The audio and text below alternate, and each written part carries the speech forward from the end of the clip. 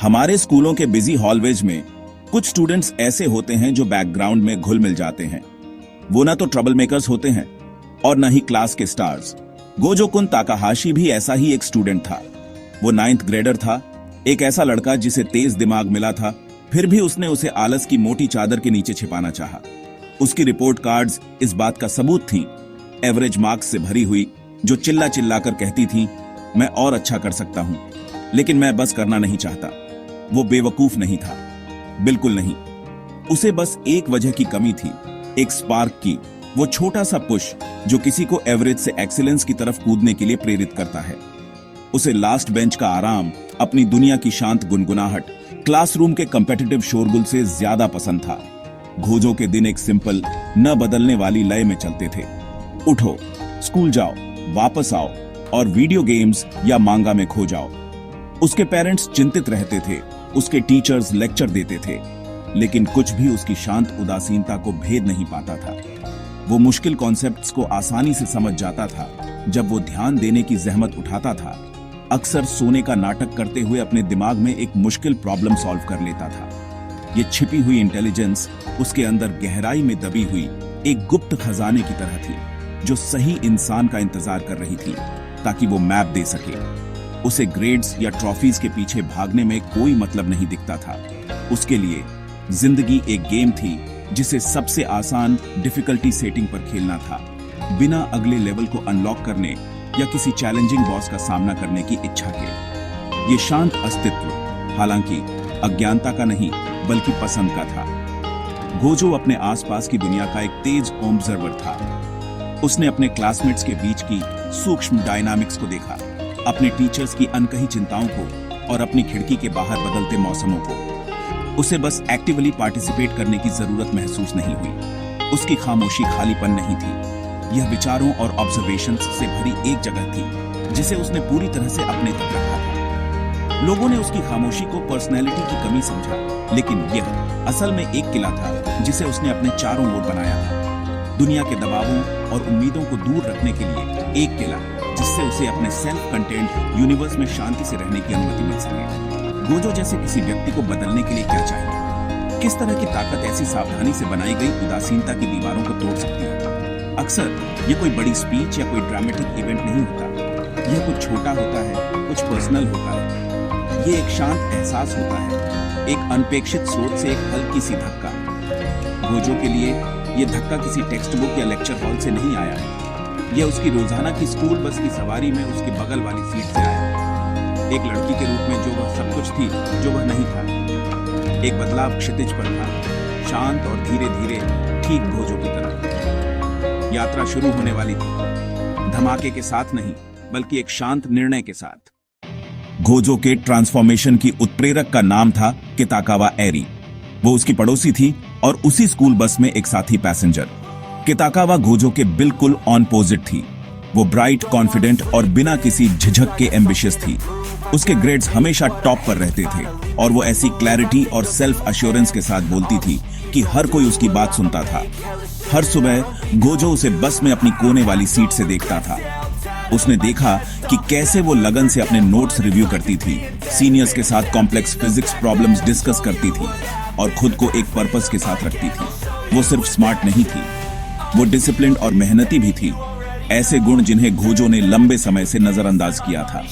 यह शांत ऑब्जर्वेशन उसकी रोजाना की रस्म बन गई। यह कोई जोरदार ड्रामेटिक क्रश नहीं था, यह एक शांत, गहरा एडमायरेशन था। वो उसकी सरासर डिटर्मिनेशन से इंस्पायर था। उसने अपनी ही परछाई को उसकी चमक में देखना शुरू किया और उसे वो आलसी, बिना मोटिवेशन वाला इंसान पसंद नहीं आया जो उसने देखा। उसके अंदर एक नई भावना उठने लगी, बेहतर बनने की इच्छा। जरूरी नहीं कि उसे इम्प्रेस करने के लिए, बल्कि ऐसा कोई बनने के लिए जो उसी लेवल पर खड़ा हो सके, कोई ऐसा जो सिर्फ बैकग्राउंड में एक परछाई ना हो। विचार सिंपल लेकिन पावरफुल था, मैं बदलना चाहता हूँ। यही वो स्पार्क था जिसकी उसे हमेशा कमी महसूस हुई थी। एक बार जब फैसला ले लिया गया तो तुरंत कार्रवाई की गई, हालांकि उसके खास शांत अंदाज में। गोजो ने अपने इरादों का ऐलान दुनिया को नहीं किया। वो बस अपने पेरेंट्स के पास गया और उन्हें बताया कि वो फिजिक्स, केमिस्ट्री और मैथ्स के लिए कोचिंग क्लासेस ज्वाइन करना चाहता है। उसके हैरान पेरेंट्स तुरंत मान गए। उसने लोकल जिम जाना भी शुरू कर दिया। अपने घंटों के गेमिंग को वेट ट्रेनिंग और कार्डियो के लिए बदल दिया। बदलाव बहुत मुश्किल था। उसके शरीर में दर्द होता था, उसका दिमाग अभिभूत महसूस करता था, लेकिन किताकावा की आसानी से अपना काम करने की इमेज उसे आगे बढ़ाती रही। वो खुद का एक नया वर्जन बना रहा था, एक डिसिप्लिन रैप और एक सॉल्व्ड इक्वेशन एक बार में। यह नई मिली डिसिप्लिन उसके जीवन के हर पहलू में फैलने लगी। उसका कमरा ज्यादा साफ सुथरा हो गया, उसका पोस्चर सुधरा और उसने क्लास में ध्यान देना शुरू कर दिया।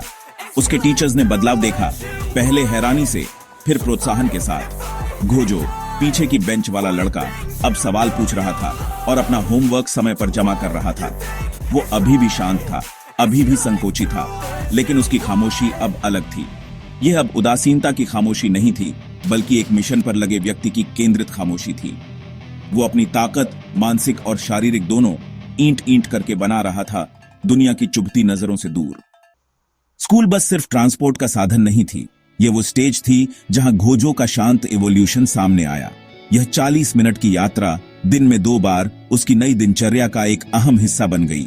यह अपनी एक छोटी सी दुनिया थी, अपने खुद के कैरेक्टर्स और अनकहे नियमों के साथ। वहां शोरगुल करने वाले जूनियर्स थे, गॉसिप करने वाले सोफोमोर्स थे और डराने वाले लेकिन समझदार सीनियर्स थे। पहले गोजो अपने ईयरफोन से शोर को बस बंद कर देता था। अब उसने सुनना और ऑब्जर्व करना शुरू कर दिया।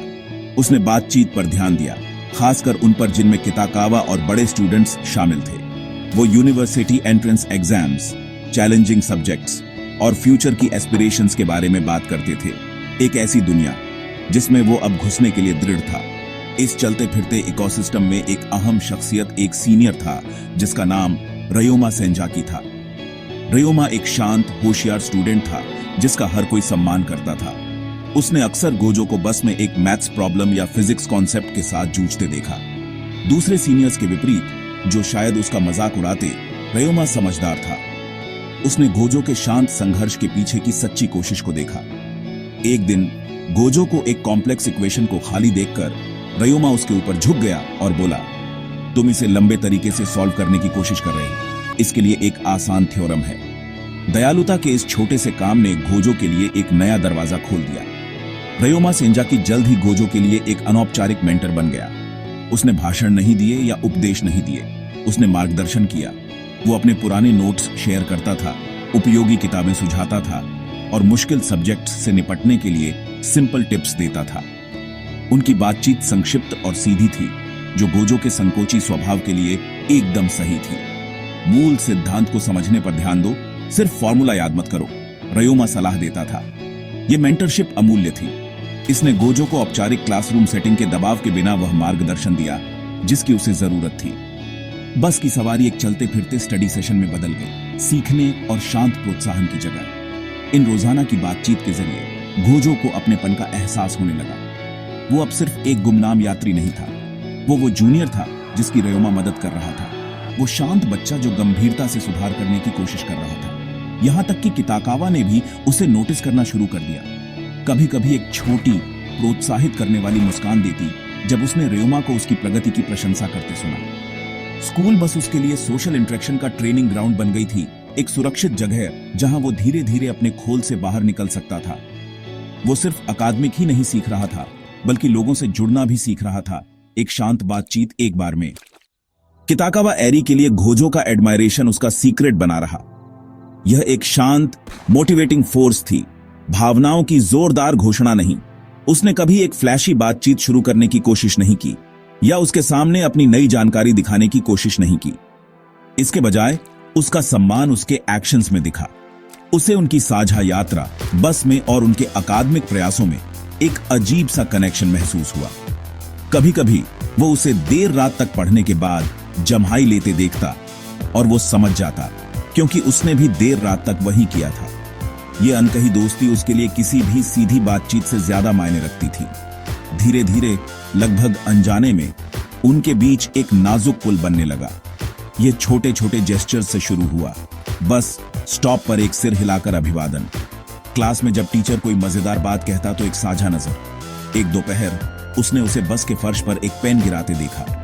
पुराना गोजो ऐसा दिखाता जैसे उसने नोटिस ही न किया हो। नया गोजो ने स्वाभाविक रूप से उसे उठाया और उसे दे दिया। उसने एक सच्ची गर्म मुस्कान के साथ उसे धन्यवाद दिया और पहली बार उसने उसे उसके नाम से बुलाया, थैंक यू ताकाहाशी कुन। वो साधारण पल एक मॉन्यूमेंटल जीत जैसा लगा, उसकी सारी कड़ी मेहनत का एक वैलिडेशन। आत्म सुधार की यह यात्रा उसके अपने डर के खिलाफ एक लड़ाई भी थी।